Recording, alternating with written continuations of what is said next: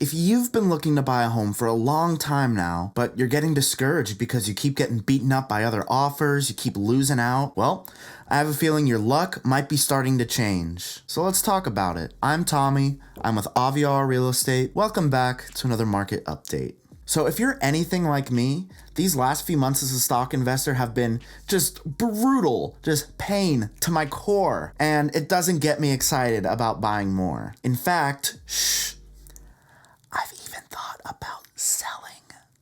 Now, does it make sense to do that? No, absolutely not. Why? Because the stock market goes up, and then it comes back down, and then it comes back up again, and then it goes back down again. So even though we're in a lot of pain right now, eventually it's going to go back up.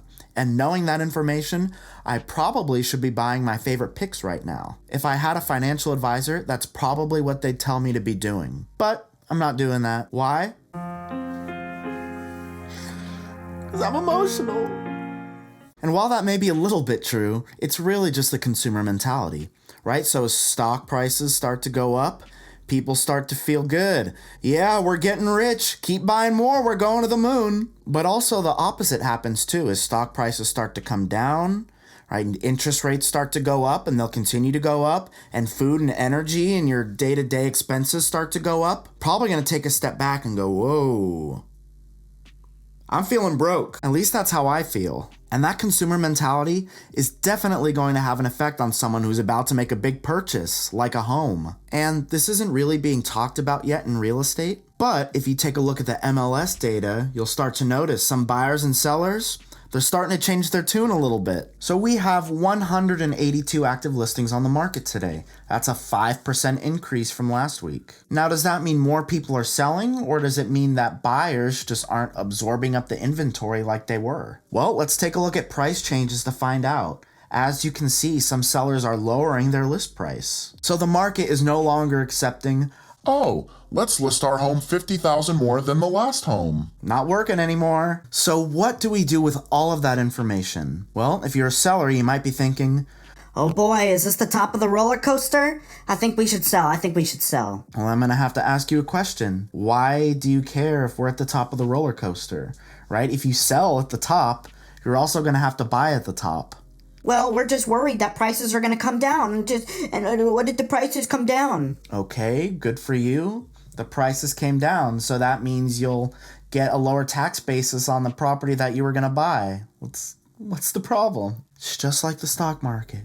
It goes up, it comes down, and then it always comes back up. And if you're a buyer, I think you might have an opportunity, right? With interest rates continuing to rise, with your everyday expenses rising, with the stock market crashing, I think that consumer mentality thing is real, right? So for the past 2 years, you've had to compete with other buyers, get into multiple offer situations, and some buyers may have had to settle for their 5th or 6th choice home, which is not the best feeling. But soon, we might start to see a subtle shift in the market. So what does this market shift look like? Well, I think we're going to see longer days on market. I think instead of 20 offers on a place, I think maybe we'll get 4. I think instead of 60 people showing up to an open house, maybe we'll see 10 to 20 people. And if you're worried about the high interest rates, which are sitting at 5.38% right now as the national average, reach out to me for lender recommendations. Okay, these lenders are incredible. They're constantly making different programs for the changing market to help make your monthly payment more affordable. Also,